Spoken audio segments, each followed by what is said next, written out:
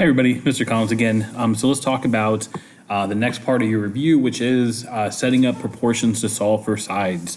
And so in the last example, we did some of this. I was kind of hinting at how you can certainly look at like scale factor to determine side lengths, especially if they're just numbers. But we can also set up these proportions to solve for sides. And so that's what we're going to focus on this particular example or this particular next two pages of problems, where we're going to try to just set up proportions to solve for x and sometimes to solve for y. This is a good technique if like the multiplication factor is not known, or if you have more complicated problems, kind of like in this variety like here, where like the multiplication factor just really isn't going to be helpful because of the number of variables involved, okay? And so it's a good backup technique, but it's also in general a good technique to know when solving for proportions. So guys, let's get into it. So the very first thing you have to know is what corresponds to what. We are working on the assumption that these are similar, even though we don't have full information about them. And so the thing we're going to key on is that we do have proportional side lengths. And so what we want to set up is some kind of correspondence, right? So, excuse me. So if I look at this first set of triangles, ooh, not you, that's way too crazy big. All right, try one more time. Okay, so if we first want to notice this side that's labeled as x and the slightly larger triangle is directly across from the one known angle. And so using that as a way of correspondence, we know it has to be proportional to 9. And so we have to choose to write this into a ratio. I'm going to put it as x over 9. And so our kind of referencing ratio will be like large triangle over small triangle.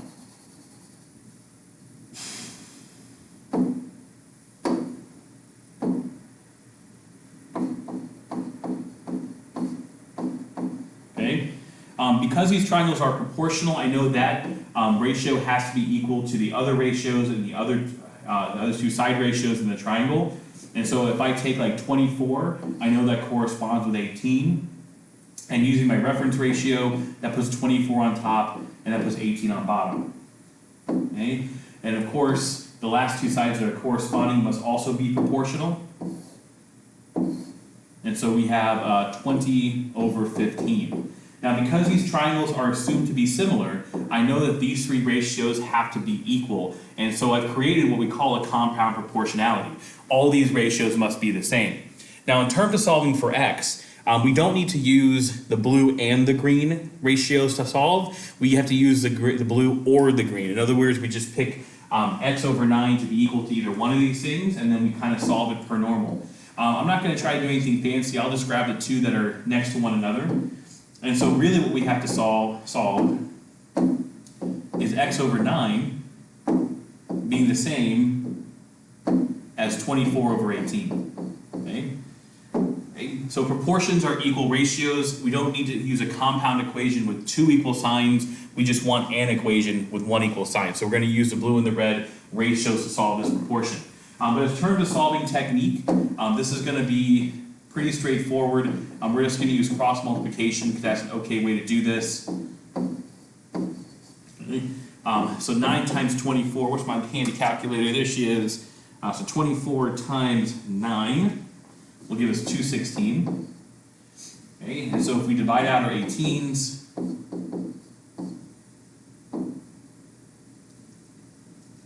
okay, we get our x value to be 12. Okay, now what that tells us is this side has to be 12 here as well. Okay, now to check our work, and it shouldn't take a second to check this one. We probably won't check all of them on the screen, but we can at least check some of them, or you can see how to check them, So we know the x value is going to be 12, and so really this is 12 over 9 compared to 24 over 18. If we reduce 12 divided by 9, we get 1.3 repeating for like the actual scale factor, and 24 divided by 18, yeah, look at that, it's 1.3 repeating as well. And so this is why this technique exists. Because if the multiplication factor is just like 2 or a half or 3 or a fourth, like those are easy to spot, kind of like on the previous page. But what if the multiplication factor is 1.3? That's going to be a very tough thing to spot in terms of what to multiply by to get to your new value. And so please keep in mind, you want two different ways. Scaling's fine, but proportionality is a more universal approach. All right, let's look at a second example. So here they're trying to trick us because like all the triangle is like kind of twisted around. We also have two variables to solve for, so that's something to look out for. But knowing that these are similar, we're going to go right into proportionality. So let's try to find like the corresponding sides. I'm going to use the angles, and so I see that 4 is in between the two marked angles, and so it has to correspond with 10. And so I'm just going to start with the ratio 4/10. And so I've set the ratio to be small triangle over large triangle. Okay, and so as I write these next two ratios, I have to keep that. Here I have 6 that goes from the single arced angle up to the non-arced angle, and so that's going to match up and correspond with y, and so that will mean that we have 6/y. Now, because these triangles are similar, we know they're proportional, so these ratios have to be the same. So of course that then leaves 7 corresponding with x. So small triangle 7 over large triangle x. And so again, we have this compound proportionality. We have something equal to something equal to something. But just like in our previous example, we're not going to try to solve all the pieces at a time. We're just going to grab 2 and solve those 2 at a time. But because all 3 parts are equal, it doesn't matter which 2 we pull. Now, we have to make a logical choice. Of course, we're going to have to use 4/10 because that's the one ratio where I have all the numbers. And so if I want to solve for the y, I'll have to set 4/10 equal to 6/y. If I want to solve for the x, again, I'm going to start with 4/10 because I know that's a ratio with just numerical values. And I'll set that equal to the ratio involving the x, 7/x.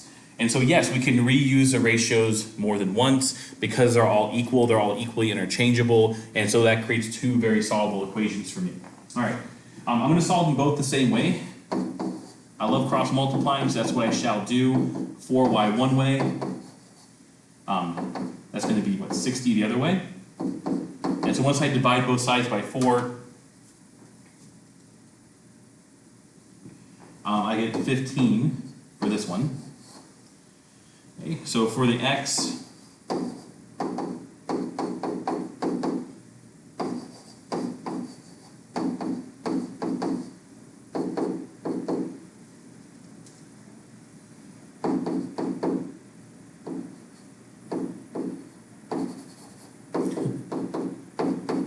all right, 17.5 is going to be my answer.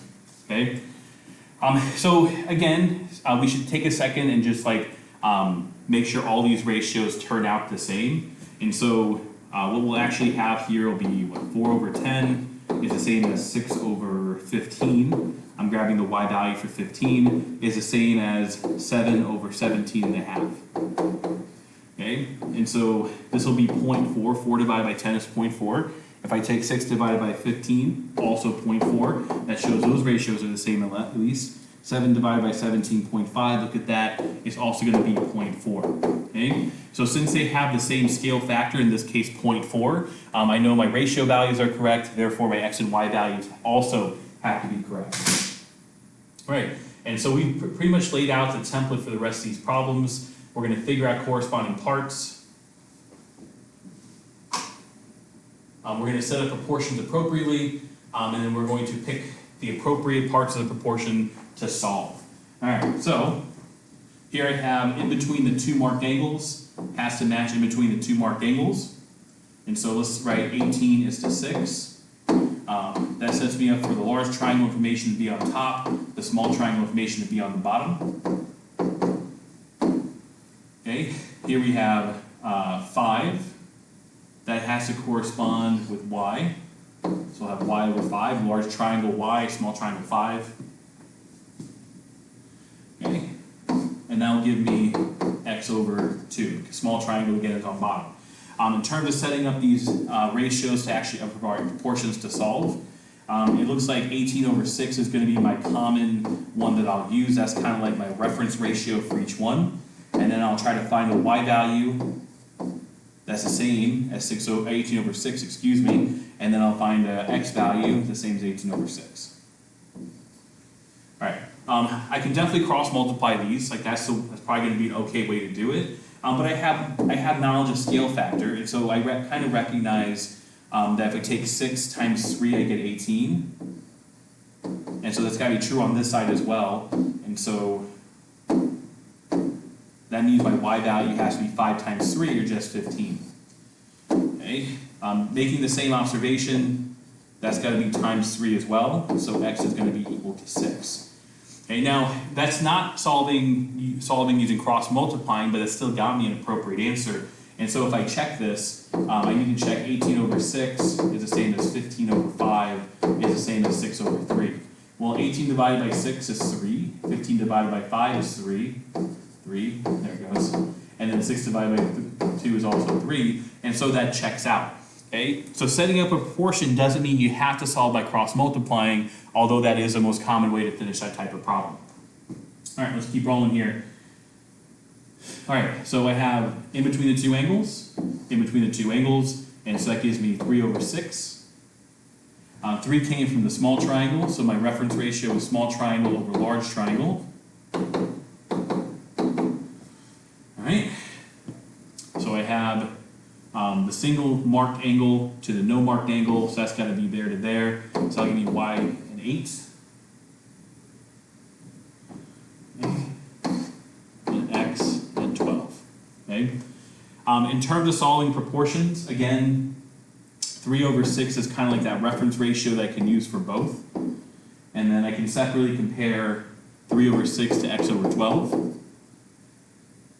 And then 3 over 6 to y over 8. Okay, that was kind of weird. All right, in terms of solving, let's talk about cross multiplying. So 8 times 3 gives us 24, and that's the same as y times 6, that'd be 6y. Divide both sides by 6, I get that to be 4. All right, that's 36.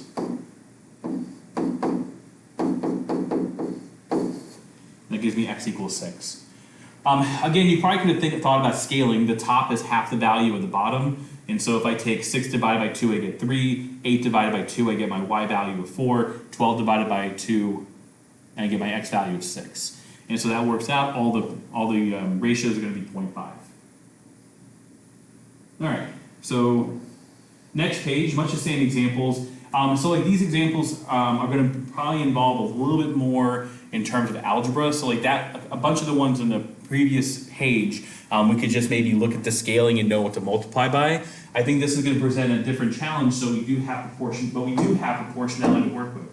All right, so we have x has to go to x minus 4. They're both located between the two marked angles.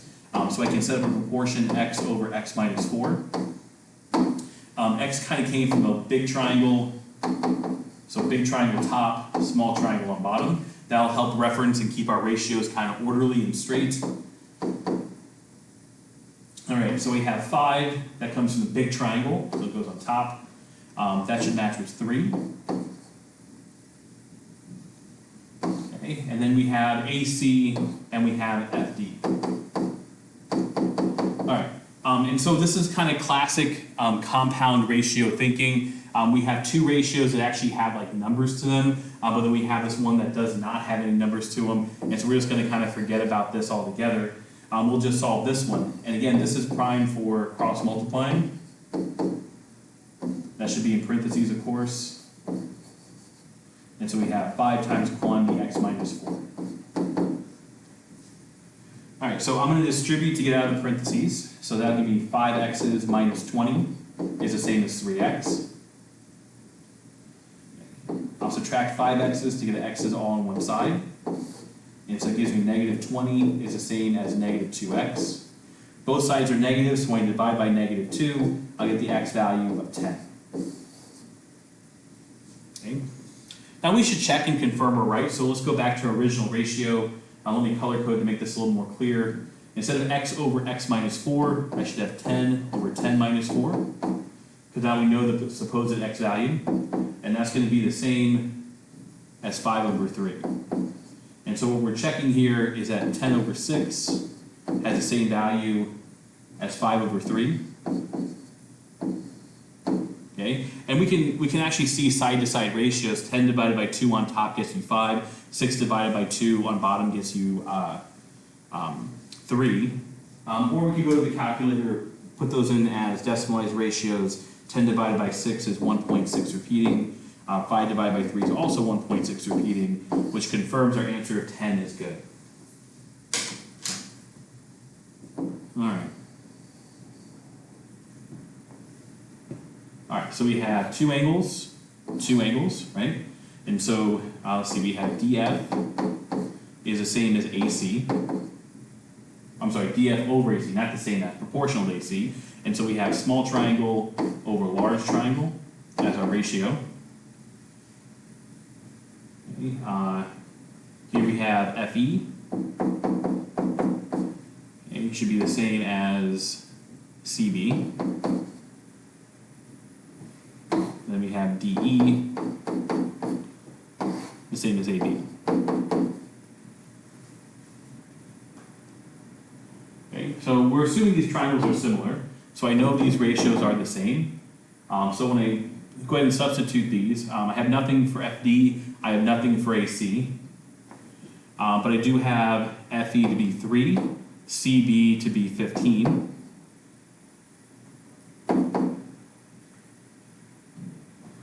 Okay, DE is our X value, AB is going to be 45, and that gives me the proportion to actually solve. Okay. All right, so 3 times 45, this should be 90, 130, 130, 135, 140, what do we got here? 45 times 3 is going to give us 135, and then we have 15 x's. So we divide both sides by 15, and we get x equals 9. Okay. In terms of checking, you can go back and check those ratios, but I'll confirm that's the right answer, just in the favor of time. All right. And so a couple variations, where again, they're just trying to trick you, to be honest. This is the same type of problem where we can assume they're going to be proportional, but we just have to be clear on what matches with what. Okay. So we have these two sides that are going to match. Okay. We know that for sure because we have the vertical angles in the middle. We have alternate interior angles, so that should help us kind of orient the shape. So we have EB is to BD. So we have big triangle over small triangle. All right, that should be okay. That should be equal to the proportion of AB over BC. Okay, doing a little substitution here, that gives us 5 over 3 is the same as x plus 3 over 2x minus 8. Okay, and so this is gonna produce a little bit more complicated cross multiplication, but that doesn't really change what we're gonna do. So we'll cross multiply here. So 5 times the quantity, 2x minus 8. And so 3 times the quantity, x plus 3. And because they're proportional, they should be equal in this case. All right, so keep solving here. Let's distribute. So 3x plus 9 is the same as 10x minus 40. At least that's what it's supposed to be. Try that one more time. Minus 40, there we go.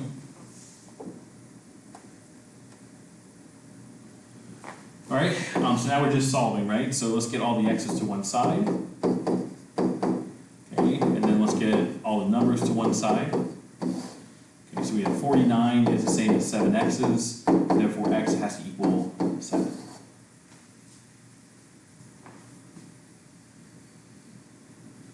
All right. Last one. Ooh, come on now.